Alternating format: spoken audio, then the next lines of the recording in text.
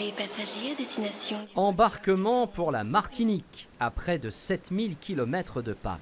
Tout au nord, à Grand-Rivière, 7 éoliennes sont sorties de terre début 2019, au milieu de ce champ de canne à sucre.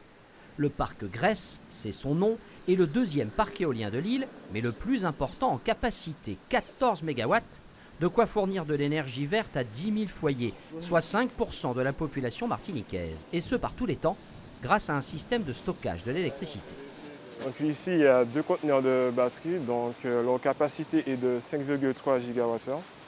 Donc en gros, les éoliennes vont tourner, elles vont produire et elles vont tout simplement recharger les batteries. Donc quand il n'y a pas de vent, les batteries vont venir prendre le relais et injecter sur le réseau. 45 millions d'euros d'investissement et un chantier colossal qui a duré 1 an.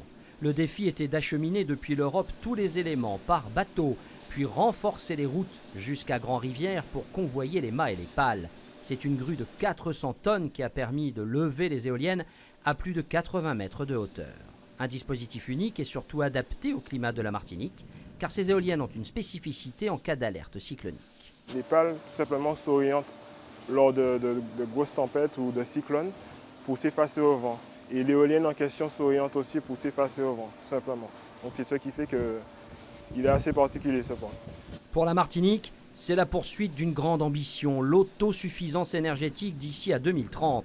Un pari sur l'avenir, elle qui en 2018 n'affichait que 7% de son électricité issue des énergies renouvelables.